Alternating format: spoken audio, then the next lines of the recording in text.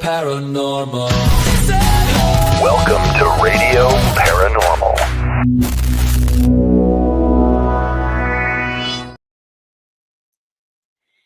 Hello. Hello there. Hello. Super Bowl Sunday. Yay. Barkus Sports. Parade Sunday for me. Sports ball. Oh, dog parade. Yeah, you did go to a dog parade. Tell me Okay. about the dog parade. Oh my God, you're going to laugh. Okay. I So wanna know. my grandkids came down to watch dog parade with us. So stepdaughter, son-in-law, 3 grandkids. The youngest is 3, Matthew. They brought their dog Camp. Yes, one of the kids named that dog. To go to the dog parade, right? So they come back to our house after to pick up some stuff. And we're hanging around the house. Now, I live in a very small space, and it's a shared courtyard with 2 other groups of people. Right. And just so everyone knows, I do have indoor plumbing. I do have a bathroom. I don't But believe it. but instead, my 3-year-old grandson standing in the courtyard That's my boy. just decides to country pee. Atta boy. Bring him on up here to the Appalachian Mountains. He'll fit right in up there. Just Like, I'm going to buy him a shirt that says I pee outside. he needs it. He did. So of course, they're trying to potty train him, so they don't want to like get on him because he didn't go in his pants. But I mean, we're all laughing because there's only 2 times a man can get away with that kind of indecent exposure. And that's when you're a kid and when you're old. Other than that, you go to jail. So let him have what he needs there. Attaboy, he was son. just Get him. giggling away and doing the little boy hose thing. It was just like, oh my God. I love it. I mean, why not? Hey, Carol. Let it flow. Let it flow. What? Okay. Hello, everybody. That's tuning in on this wild, wonderful. There's some sort of sports thing going on. We don't really care. We care about dog parades. That's what we care about here in the paranormal world. Dog parades and what else? We care about Paracon. Talk about a Paracon real quick. So NewOrleansParacon.com. Hi, that's what's streaming on the bottom. By the way, we're actually streaming live on Instagram for the first time. Whoa, hello Instagram. Hello, Insta-famous? everyone on Instagram. Yes. July 31st through August 2nd at the Astor Crown Plaza in the French Quarter. Packages start at $300 per couple, not per person. You know what's That funny? means 2. That means 2. One of our organizers said that there's some feedback about our packages, that it's so inexpensive. People think it's a scam. So, oh no, we ain't scamming you. So Chris is tempted to raise the packages because people think it's too inexpensive. Yeah. Lots of reasons for that. We want to give people a good value. We've heard a lot of feedback about how Paracons are becoming way too expensive. Mm-hmm. We want you to be able to spend money at the vendors, buy some stuff you like, take a class you want to take, go on a ghost hunt you want to take. There's going to be charities there. A lot of Paracons benefit a specific charity. We decided to be for profit, but keep the profit low. And so if you want to donate to a charity there'll be several. Then you're able to put your money where you want it to go. So I don't know, lots of reasons. But so the ultimate package, the platinum package, we only have 6 left. The VIP, we only have 6 left. Get them. Don't bring me. Don't give me one more 6. No. Okay, good. All right. I won't talk about how many. No, Patty Negri, there's that number left. Right, of course. But lots of RIPs. And we are looking for some vendors. We're looking for some vendors, some interactive vendors. I'd love to have aura photography. We are looking for somebody I'm interested in that too. I think it That's would be kinda fun. cool. I don't know anything about it. I've seen it at cons, whenever I get to walk around. Yeah. But I don't know anything about it. I have a concept. I watch the X-Files. I know. But, anyway. And we're looking for someone to sponsor a group called Louisiana Ghostbusters. So they go to Paracons and let people take pictures in the actual outfits from the movies or replica outfits. If this Paracon can fit them, the cars there and all that stuff. We're going to see if we can get their car outside, but they need a table sponsor. So anyone looking to help them out, their charity is cancer. So we're out of free stuff. We've donated tables to, we can't do it anymore. So if you're looking to sponsor someone to raise money for charity, there's an opportunity there. But buy package. I mean, yeah. What? I just lost my whole train of thought. You see all this white in the beard? It's real. Like all kind of people are going to be there, and it's going to be more geared towards educational, not, let's go look at all the TV people. I mean, yeah, there's going to be some TV people. I mean, John Zaff is going to be there. Is going to be there, and then the other person, help me out. I'm dying. Patty Negri, Ron Iacovetti, and Lourdes Gonzalez with the Digital Seance Experience. If you have not seen them and you have not seen their work, that is groundbreaking. And our guest tonight is going to be a featured speaker with you on a very, very special panel and discussion that is free. So if you buy your package, it is going to be a GA class and an event. You don't have to pay extra about a topic, quite honestly. Us non-engine folks, we don't get to hear a lot of. I'm like the little engine that could. What? It's gonna be super fun. It's gonna be super fun. Would you like to introduce our guest, or we just want to jump into it? I'm gonna give her a short introduction because my train's already off the rails. It's gonna be a fun show. I'm just gonna give her a short intro on because I want her to tell us. Yes. And I don't want to be the one saying the word. So we have Carolina Raven Bush from Southern Specters Paranormal. So she is our guest tonight. She's also on our Native American panel. So let's go ahead and bring her up now. Welcome to Raven. Hey, ask Wally. Hey, Lothario, how are you? What does that mean? How are you guys doing? In the Hopi language, that means gratitude.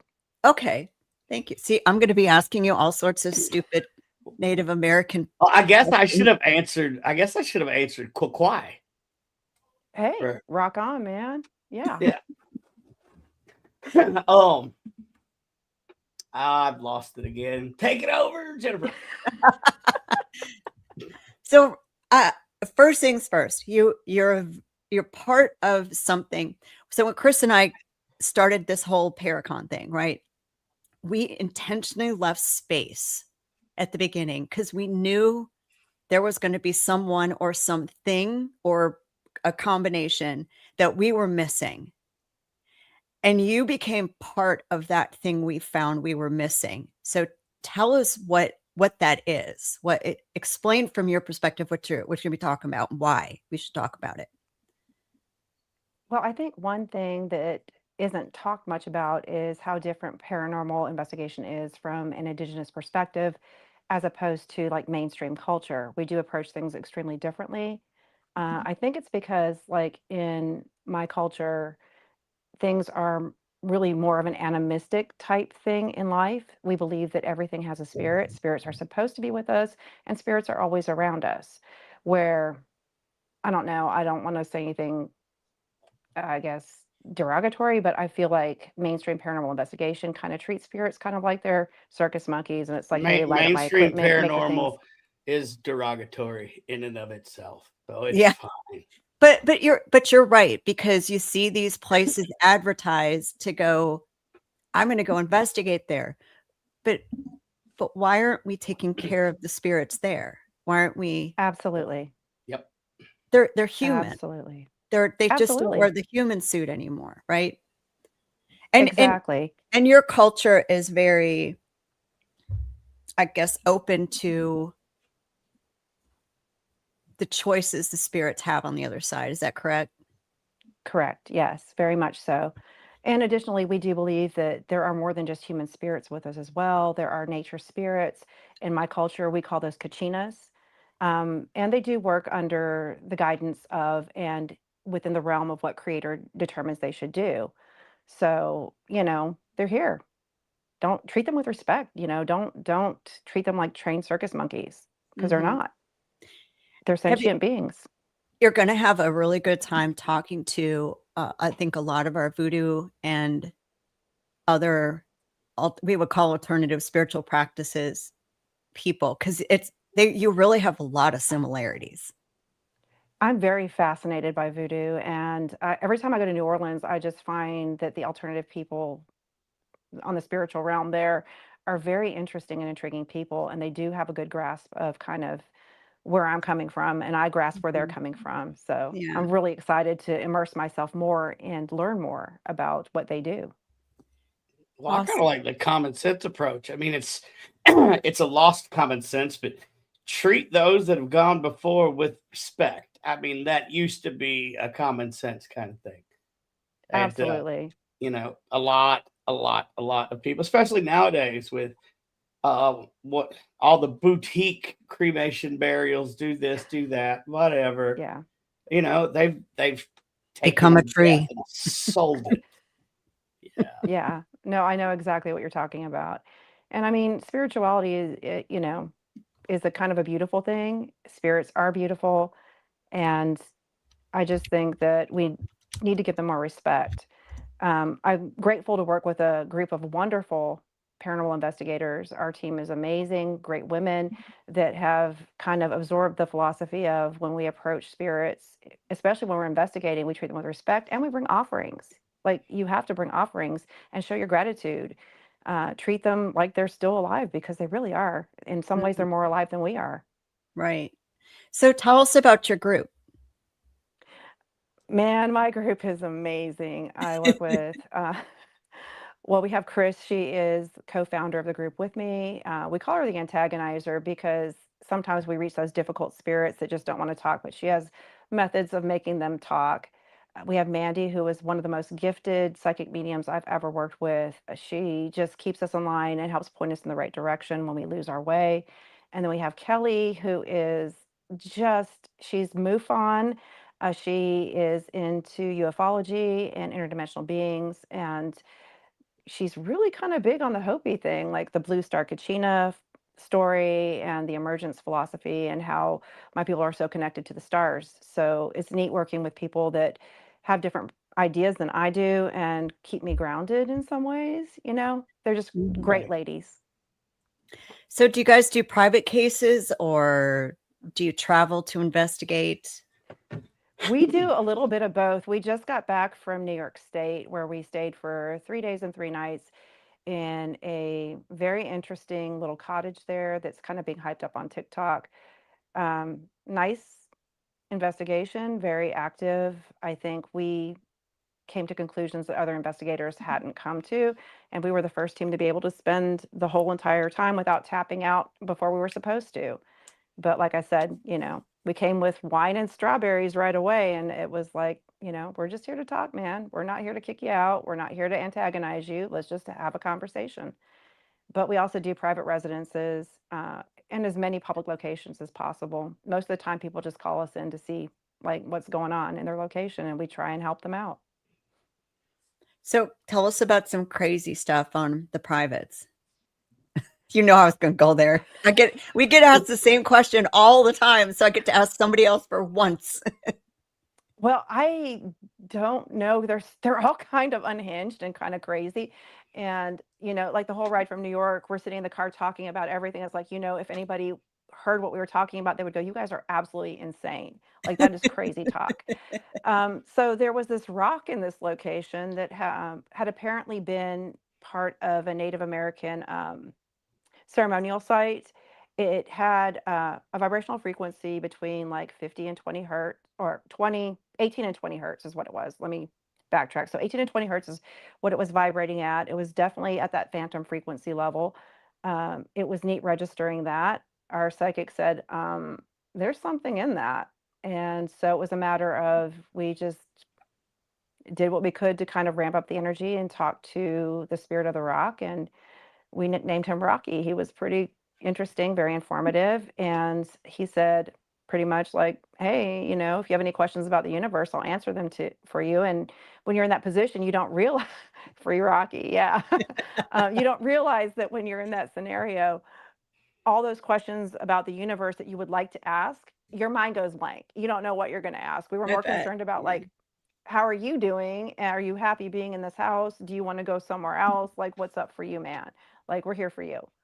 So that's kind of weird. We talked to a rock. I like it.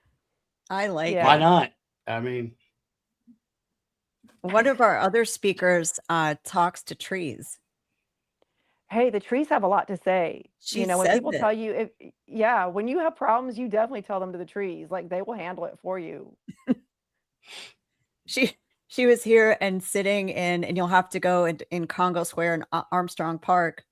And I had dinner with her later. She said, I just sat there and talked to trees. I thought, okay, well, what do trees have to talk about? Tell me all. I mean, but it's just energy, right? Right, it is. It is. And they do communicate through mycelial networks.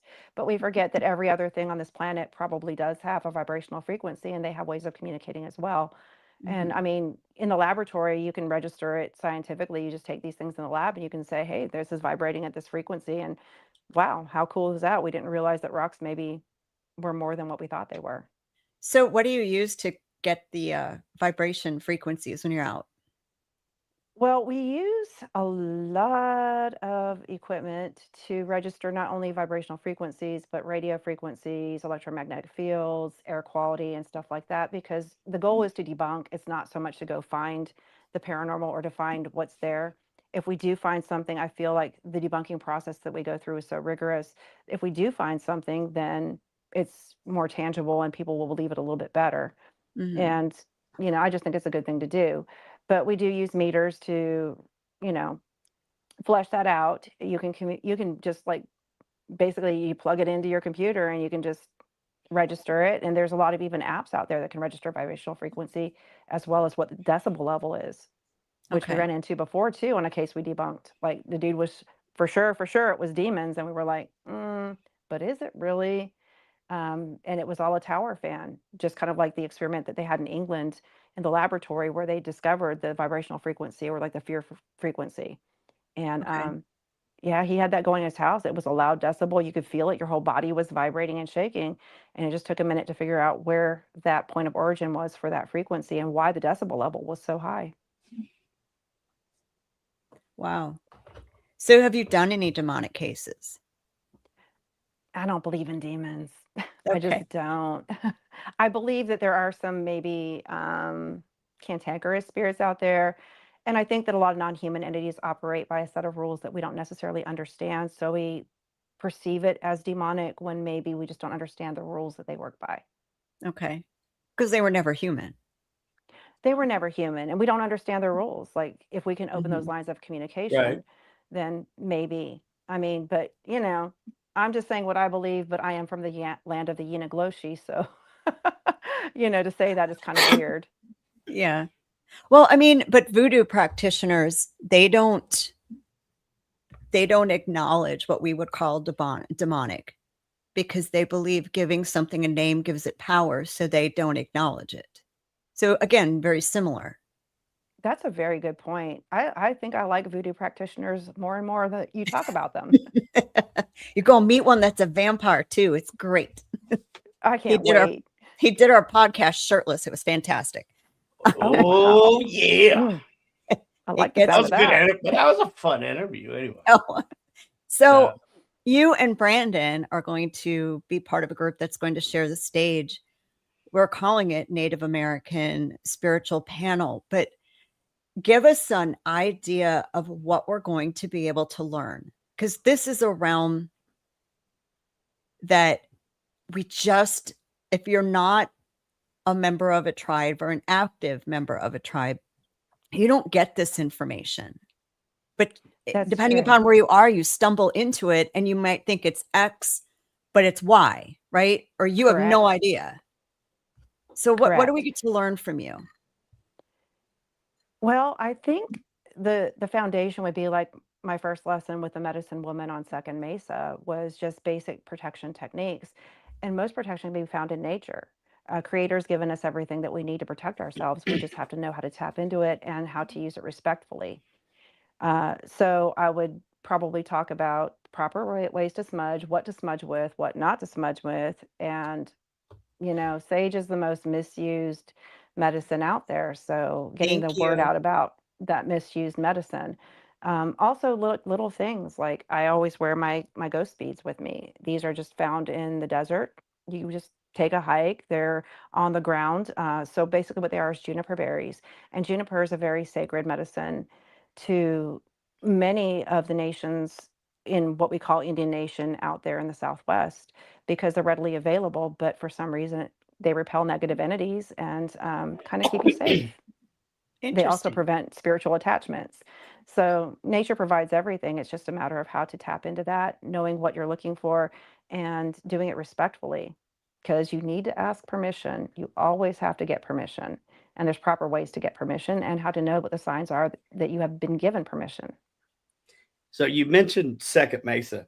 I have a buddy that lives up there. You don't know Marvin, do you? That lives on I Second don't know Mesa? Marvin. No, I don't. I don't get to go back very often, and I haven't been in a long time.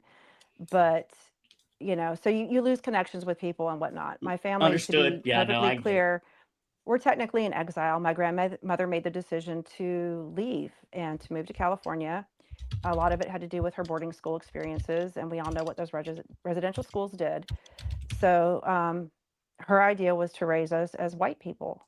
But kind of hard when your family's on the Indian census forever. Right. So Right. just saying, you can't really bury that. She was very hopeful for me that I wouldn't follow down that pathway because my dad's white. Well, sorry. I'm the only one of all the grandchildren that did.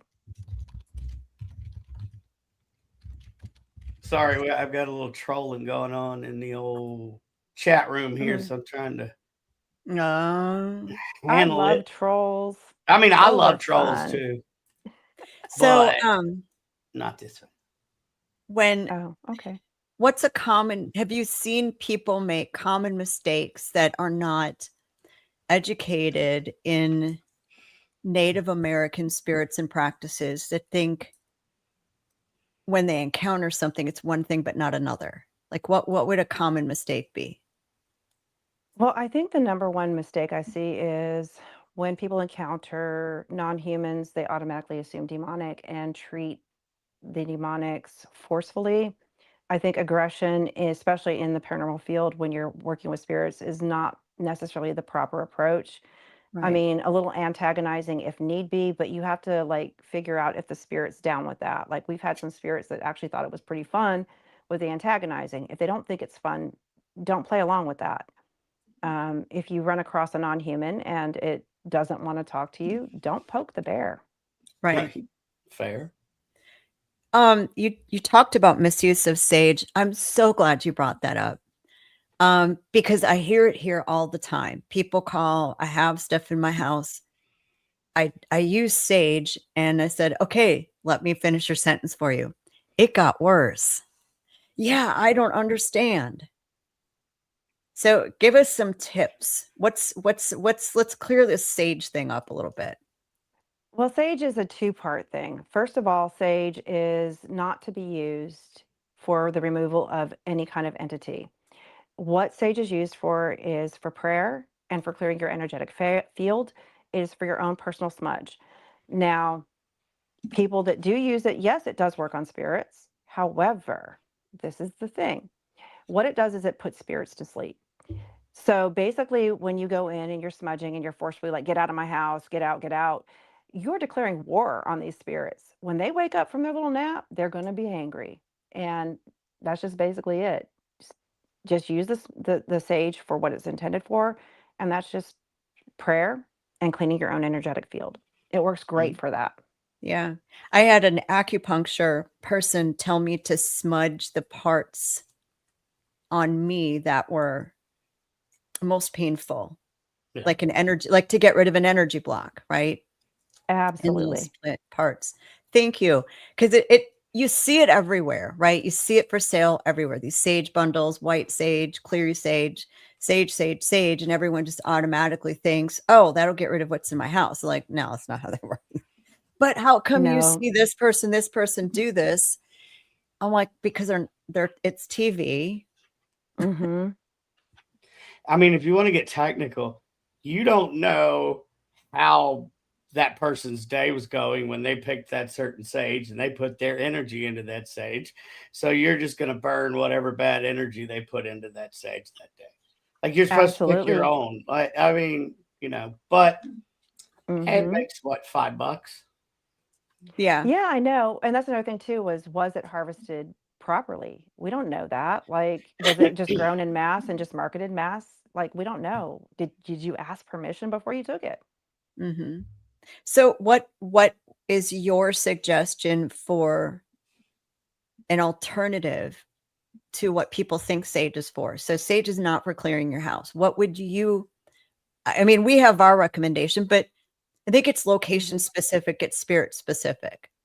It So is what's location specific, yes, and spirit specific, but also I try and work within, like if we're working in a private home, you have to work within the constraints of what the client believes. Otherwise, it's just not going to work. right? However, if you're in a place where they want it cleared and there is no constraint, I always recommend OSHA root with juniper.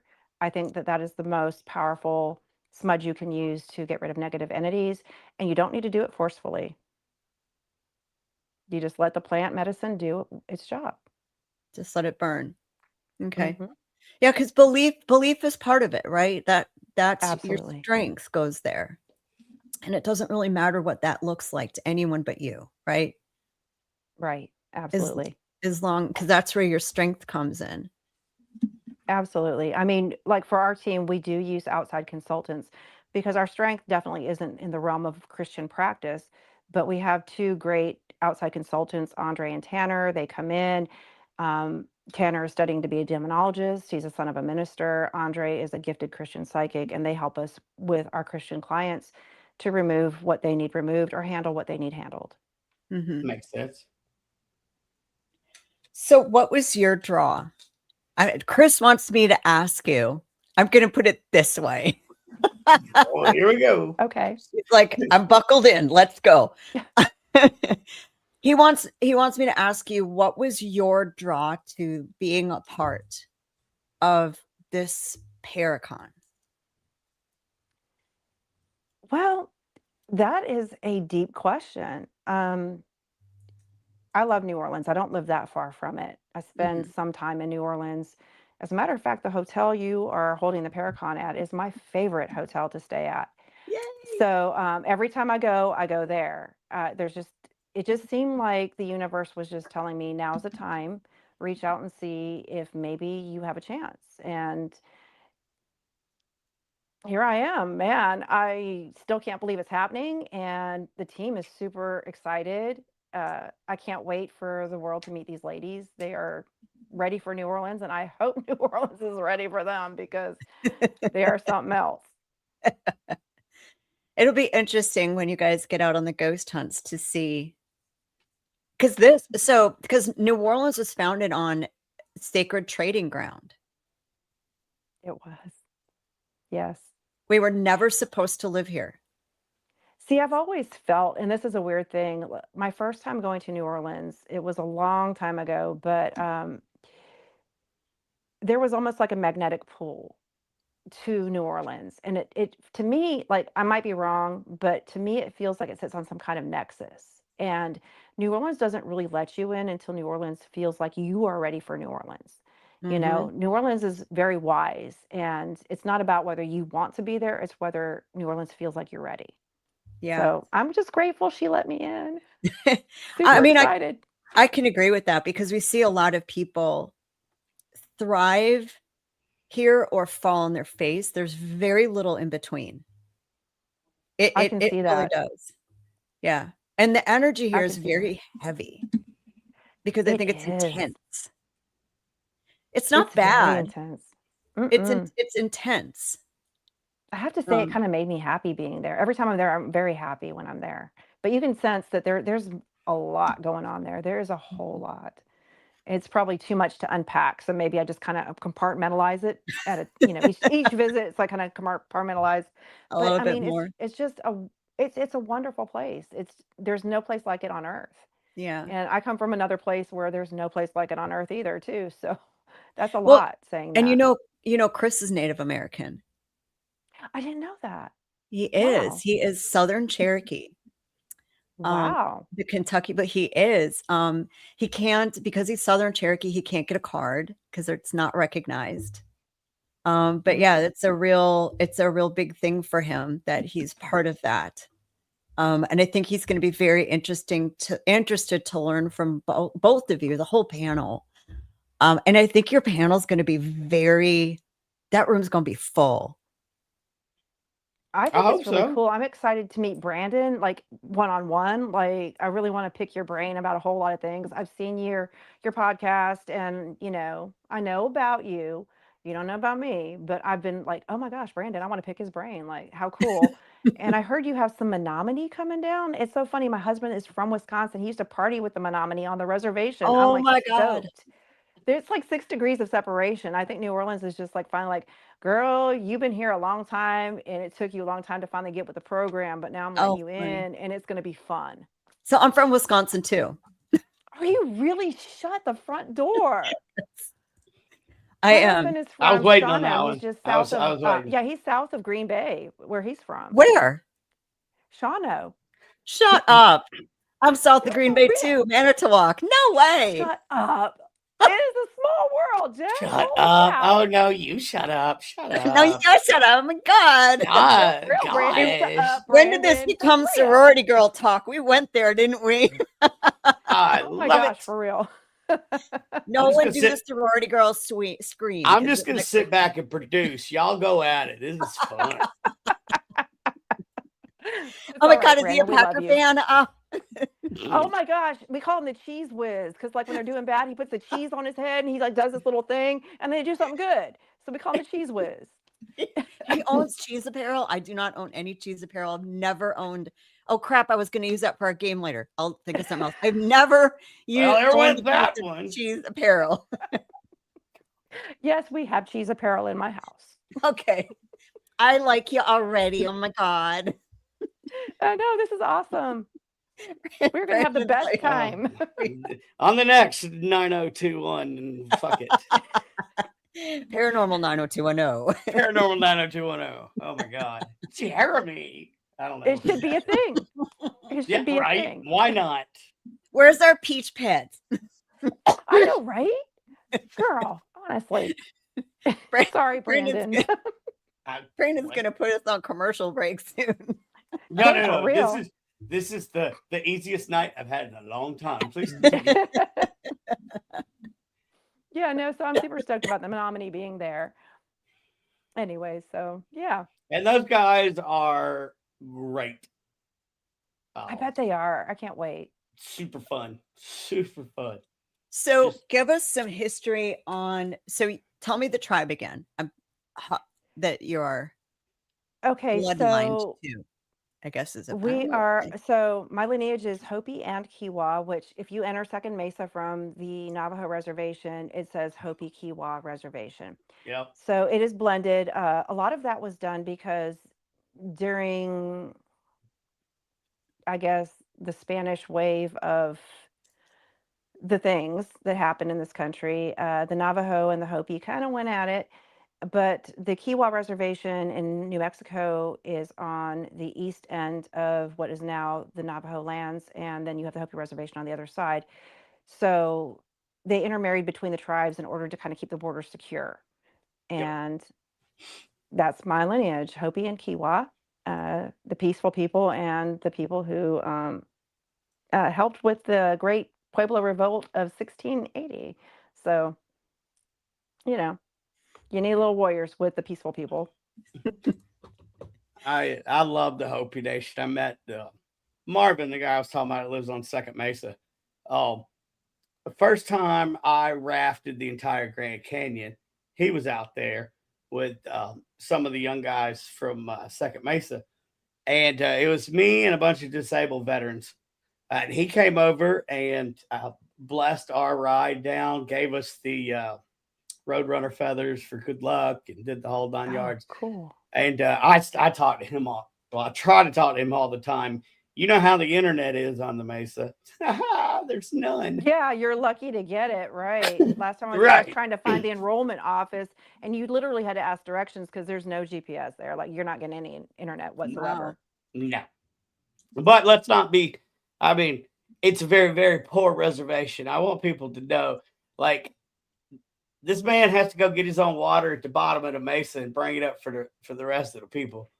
They That don't is the have running truth. When I water. was a little girl, we did the same thing. We would go when I was at Grandma and Grandpa's, we would have to go to what they call the watering hole. You go to the Yep. watering hole in the truck and you fill up your things and you had water. And you had to be Yep. very careful on how you used your water. But the good thing is you learned how sacred water is and how important it is to have clean water. I just thought that was odd. I'm over here in the Cherokee Reservation, Eastern Band, and I mean, water's not a problem at all. No, So it definitely just not. sort of it caught me off guard, I guess. But it is what it is. No, it is what it is. But I mean, hey, good experiences. I love the desert. Every time I'm there, I'm just the happiest person you could ever imagine. I don't care if I have to go to the watering hole. Yeah. You make friends with like the lizards, and I love lizards. A few snakes here and there, and every now and then you make friends with the coyotes. Yeah. I Friends love with the the desert. coyotes. I've never y'all have to teach me some desert survival. I've not. I mean, I grew up in the woods, so I don't know about survival. I guess I do because of the Marine Corps. That's just Yeah. never mind. Yeah, you do. I was like, You know a little survival. just That's a one or everything. two thing. So, what got you started into the paranormal, Raven? It was one of those weird things. When I moved here to the Gulf Coast, I had some weird experiences in the house I was living in, and I thought I might be going crazy. And then I feel like Spirit sent me a sign because I was scrolling through the internet and there was a listing for, hey, we're looking for paranormal investigators. And I was like, yeah, I'll give that a shot. And 15 years later, here I am with my own team and we're doing our own thing. So, you know, weird things happen. You see some shadow beings and you just want to know what that's about. Mm-hmm. You definitely want to know if you're going crazy or not. That's for sure. Oh, I already know I am. Like, I think we're all unhinged. Let's face it. Like, we're all a little bit cuckoo. I mean, ever since CERN destroyed our timeline in 2019, nothing has been right. I said it. 29 There's no doubt, poems. I though. know, Jay, bro. As much as I hated 29 Palms, California, I loved it at the same time. I'm sorry. 29 Palms was good. When I was a little girl, I was in the 4th of July parade, and we had the Marines from. So my grandparents had a cabin in Yucca Valley. Okay. So I know where that is. Okay. Yeah. We went Yep. digging turquoise in a turquoise mine out there. It was really cool. So yeah, Yeah. good times out there in the desert. I mean, it was cool if you weren't on the Marine Corps base. At base. Hey, I was a little 7-year-old majorette right in front of the Marines for the 4th of July parade and 29 Palms. It was a lot of fun. Oh, well, nice. Aw. Someone's coming in. So, what do you guys have coming up with your group? Other than New Orleans Paracon July 31st and August 2nd. Be there. It's not a scam. Clip that. Clip that. Dude, I was like, why are the prices so cheap? That is crazy. Seriously. But so in March, we have a very busy month. We are kind of taking February off because we have 1,000 hours of evidence to review from our last investigation. Yeah, 3 days, 3 nights, cameras running 24/7. You're definitely going to have a lot of evidence to review. So after evidence review, we are going to be doing CoastCon, which is a sci-fi convention. But they're bringing us in to do like a little booth where we let people try out our paranormal equipment, try the Estes method. We're going to be at the Mississippi Coast Coliseum, which is kind of known to be haunted. We've investigated it before, so it's interesting. They're going to catch some stuff on Estes. And then we are going to be in New Orleans investigating the Hotel Monteleone at the end of March. Oh, wow. Who are you doing that with? We are doing that with Misty Gaither. Okay. Nice. That'll be fun. Yep. I know. I'm I'm that excited. name. I'm super stoked. I know that. I don't know, name, Jen. We're kind of in Misty. a sorority now. I should like stop and get No. coffee or something. So, okay, you said Estes method a couple times, and we also do this on our public hunts from time to time. Tips and tricks for Estes that you use. Tips and tricks. Well, Estes can be overwhelming your first time. It's Mhm. very disorienting, and people don't understand how disorienting it can be. And also looking for the patterns. You have to find patterns and voice recognition, because usually if you're hearing the same voice over and over, you have to discern whether it is radio station or whether it is spirit. And the white noise is the big factor for me. It's kind of a thing my grandma used to work with. She could hear things in white noise. She would often pick up the phone and be like, I got messages, and I'll be like, Grandma's crazy. And Mhm. here I am older going, Grandma wasn't crazy. Right. So, yeah, Estes, I don't know if I have any tips and tricks, because every time I do it, I don't know how we come to what we come to, because usually I'm a one under and I'm very disoriented. And I just come out and go, I got to review the evidence before I just decide one way or the other. But when your equipment's matching what you're saying, it's kind of weird how coincidental that is. Right. Yeah. So, because we do it, and I've started playing Would You Rather. Oh my gosh. How cool is that? So and because they're gonna, it's a game. You keep it light, right? And we've gotten some just hits that were just you can't debunk it. There's no way, unless the person could hear you and is not admitting that they can.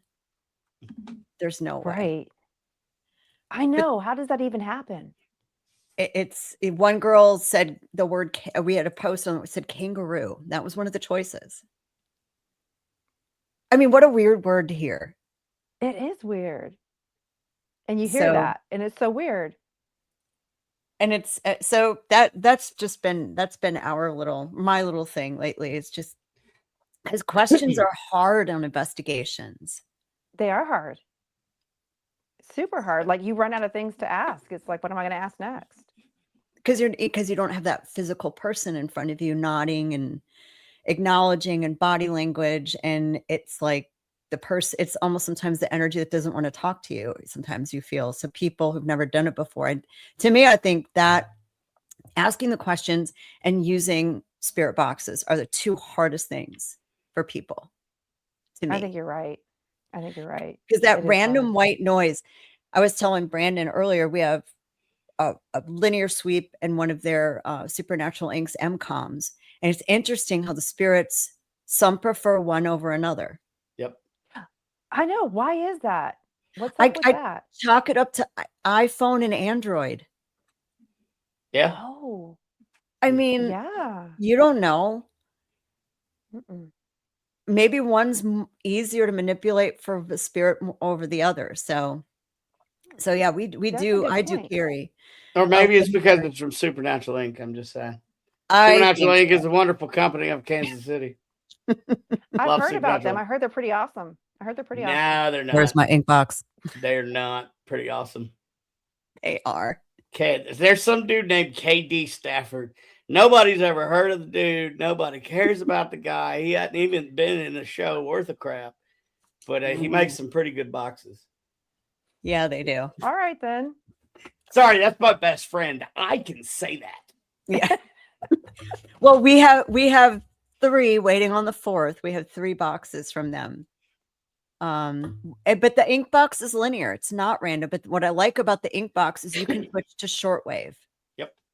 It's the only spirit box I've ever used that you can switch to shortwave, which is its own other little phenomenon. That is super cool.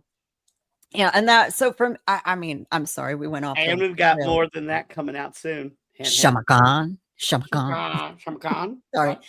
Sorry. Shamakan. But I think so I think that isn't that that's nice to have like two different things to see, like, you know, what can the spirits, because we often wonder what makes us think a spirit should automatically know how to use a K2.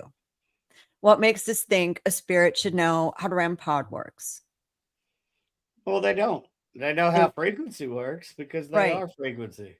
So then I feel like you go to what you put out and see what's blinking the most, and okay, that's what's easy. And it's different every time, right? No, it is true. It's very true. We use a Flux 2 sometimes, and that thing almost never goes off, but every now and then it's the only thing that does go off. And it's like, what the heck's up with that? Like, why are you going for the little triangle when all this other stuff is really cool and a lot of blinky and noises? Right. Okay, so question. So how do you, as I'm asked this a lot, how do you work with a new piece of equipment? What's your process? Do you have like a spirit guide with you that you ask, could you figure this out and tell the other spirits? What's the process? You smile at me. My process is very heathen. I sit at home and I monkey with it till I figure out how it works. And then so when we introduce it into investigation, it's just on a trial run type thing. Exactly. Tanner's right. You hope and you pray it works. And if it doesn't work, you keep trying until you figure out how it works. But I would never use that as a first line of defense. When we're using new equipment, we always have like 3 other things until we figure out that piece. And once we figure it out, then we move on to the next. So I'm just kind of, I don't know, trial and error, just like FAFO type girl there. Just I saying like Gen it. X, Gen X. We like it. have FAFO. Yeah. That's so funny. That's how I've gotten through most of my damn adult life. I feel you, FAFO. Brandon. Yeah. Look, us Gen Xers, we know it's rough. It is rough. You got all that You know. FAFO from growing up. Just saying. Right. No helmets. Yeah, buddy. No helmets, helmets. and we've And it survived. shows, though. Now it shows. Like, how many of us in Gen X are paranormal investigators? We clearly had no helmets. We still don't. It's a whole lot of, look what I can do. Yeah, okay. It is. It is. Brian, Gen X. Yes. So we wanted to play a game with you. And Okay. I think this one's gonna take some time, because I think that if we play the one Brandon suggested today, someone's gonna want to know the story behind it. Don't you think? Oh yeah, I think there's some good stories. Maybe, probably. Mhm. I mean, So- yeah, let's do it. Because I Let's thought do of it. 3, and my husband got it Okay. wrong. I gave you a little warning so you could come up. Yes, you No, did. 20 years this November, and he got it wrong. He listens like a man. It is like a man. It's fine. But I gave you a little warning. So I'm sorry, I you wasn't listening. What'd you guys say? Wait, what? What? What? So we're going to play 2 truths and a lie. Yeah. Okay. And we're going to start with you, my dear. Oh, with me? Yeah. Okay. Yeah. Ladies first. So I guess all my stuff will be wrapped into like one thing. So my career before I started doing paranormal full time, I worked in the casino industry. I know it's so cliche, feather Indian in the casino industry, but I had a really cool job. I was a manager for VIP services. And so I got to meet famous people. That was my job, taking care of famous people. Okay. The funniest part is, so here in is what kind of happened. So one time I was at work and it was opening night of our casino resort here on the coast. It was a big casino resort from Vegas. And I'm stressed out because we have pulled trigger sculptures, all this kind of crazy stuff. And I'm in the service elevator. We saw a lot of construction workers in the hotel. So these scruffy dudes start singing to me in the elevator. And they sing to me all the way down, serenading me into the lobby. And they said, hey, you're kind of cute. You shouldn't be stressed out being that cute. And I was like, okay, whatever, and blew it off. It was Alabama, and I didn't know. I had no clue it was Alabama. And then, so I was assigned to take care of course, the VIP suites, and there was this short little dude, and it happened to be Al Pacino.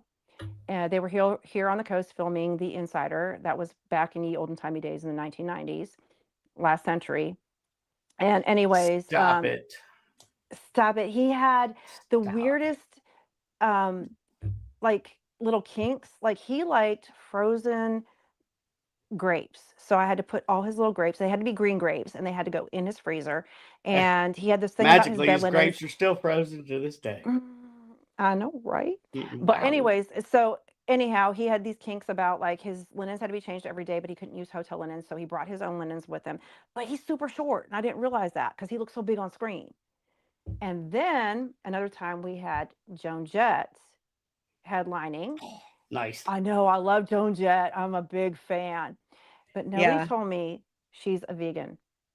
So we were not prepared for her suite because we had no vegan food options to give this woman. So I'm in the kitchen having to make vegan peanut butter fudge. And I took it to her, and she thought I was the cutest thing, and she loved my fudge, and she wanted to date me. Aw. So which one is true? Okay. Joan Jett's thin as a rail. Okay. I'm saying the Al Pacino one's true. Yeah. I'm Like that just fits. But fuck, oh, it's been long enough. I can say fucking now. Fucking Joan Jett is Joan Jett. So you just don't. That's the curveball. See, that's the. I saw curveball. her at Summerfest in Milwaukee. Saw her perform. She's thin. Like she's thin. My whole family's thin though, and they're not vegan. I'm going with Joan Jett's The Lie. So we're The supposed to truth pick out is- the truth or the lie. Oh, I thought it was 2 truths and a lie. Well, it is. Yeah. and So she, there were 3 stories because I got there she get 3 serenaded stories. by construction workers that turned out to be Alabama. Oh, The band Alabama serenaded me in the elevator. see, now that's a good truth. I swear I would have went with Pacino. Like that just makes Well, sense. Pacino is true. That's true. Pacino is true. Joan Jett is definitely a vegan, but Alabama did for sure serenade me. Yes. No! So the whole thing about Joan Jett was she is a vegan, but we were prepared, and I did not have to make her the fudge. My waiter made her the fudge, and Nice. never even met her. Never went to her room. Oh, that's funny. Oh, hello everyone. That is amazing. You do It meet is amazing. a lot of celebrities. I mean, we do here. Are you all ready? Are you all ready? Are you ready? Mine don't have stories. I'm just Okay. gonna hit you with some shit. Sounds Are like you my ready? first marriage. What? Go ahead. Okay. I taught Eric Clapton how to eat a crawfish. Mm. I shaved my eyebrows off completely when I was little. I can recite the alphabet backwards, letter by letter, in less than 10 seconds. Oh, wow. They all seem so real. I don't even. Okay, let's see. She's in New Orleans. Like, it's totally plausible she did teach, Eric Clapton to eat crawfish. I could see that happening. Like, I don't know. Can you say them one You more look time? smart too. You look smart. I don't know. Maybe the ABC thing is. I'm going to employ a Clapton. different tactic. Say it one more time for me. I taught Eric Clapton how to eat a crawfish. I shaved my eyebrows off completely when I was little. I can recite the alphabet backwards, letter by letter, in under 10 seconds. The alphabet one is a lie. I'm leaning towards that too because I totally see you teaching Eric Clapton how to eat a crawfish. Yeah, I can see I that. did. I Yeah. did. Mm-hmm. But the Yeah. eyebrows are the lie. What? I could just see you like just mom, is mom watching? Mom, I come didn't on. see it. Like I could That would totally be just see feisty. I could have you. seen that. Like I would have seen that because you seem kind Well, of feisty. no, like but you would have what done I that. did do is when I got glasses when I was little, I cut my eyelashes. Then my mom did that. She's like, "Oh my god, what did you do?" Because my eyelashes are super long. They're thin, but they're long. But yeah, no, the alphabet thing's true. Oh, That's the wow. one my husband thought was a lie too. That is the one he said, "Prove it." So I had to do that for him. That's because okay. Hey, I'll do it. You want me to do it? no, yeah. Okay, ready? ZYXWVU TSRQP ONMLKJI HDF EDCVA. That's amazing. I mean, dang. I know you look smart. That's why I thought it was a lie because you look smart. We had a cray fifth grade cray. teacher that was one of the things to help us with memory and make memorizing stuff fun. That's one of the things we got to do. That is awesome. My fifth grade class from Sacred Heart, Manitowoc, Wisconsin, with Sister Pam can all do it. There was What? 10. There's 10. What? That's Yeah. crazy. There's 10 of us. If they all remember, I've never forgotten. Yeah, my husband, that's the one he picked.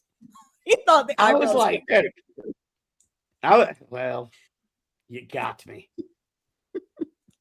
Come on, Brandon, you can do it. Hell, I didn't even prepare, and this was my game.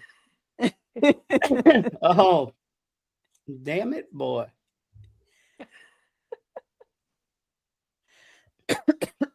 I graduated college, top of my class, in engineering. I've been blown up twice. Me and Gary Sinise met a couple times, but I know Gary Sinise. I kind of feel like you got blown up. I kind of feel that. And I kind of feel you did meet Gary Sinise. So I would guess number one is not true. See, it's unfair because I know information about Brandon that I know. Not I maybe know, the but number- I threw in a lot of truth, but reworded it. Yeah, the blowed up part is true. How many times I don't know. The Gary Sinise, Brandon knows a lot of people. He doesn't really talk about it. I'm going with the first one too. I think he graduated with engineering. I think he's smart, but I don't know if it was actually top of the class. So I'm going to go with the one is the lie and the other two are true. I got a semester of college. So yeah. What? Oh, And it wasn't engineering, but I burnt myself out. I was going 8 a.m. to 6 p.m. 3 days a week, and I was doing like computer programming and a bunch of stuff. So that's when I joined the Marine Corps after I didn't like college. So yeah, no. Did any of us like college? I'm thinking about going back though, because I'm bored, I'm retired, and I like to learn things. But I don't know that I want to go to any colleges here in the U.S. Online. I'm looking. I'll be honest with you. So I did adult learning. So I had some real bad stuff at my senior year of high school, and I was made to go to college, and I was not mentally ready for a lot of reasons. So my first year of college, my GPA was 2 point something, like maybe even 1.8. Lost a bunch of scholarships. Next year I went to a 2-year, did fine, got my almost 3 point. And then I took a break, and then I found adult learning was better. I really did. Just, you appreciate it. I try to. Well, yeah, and I try to study like the stuff that I can learn on my own. I'm more proud of than the stuff that I don't. Okay, so knowledge is what you get in the university. You can spit and regurgitate somebody else's wisdom, but you don't have any wisdom coming out of college. You don't gain wisdom until you get out there and actually do it. And the biggest thing about just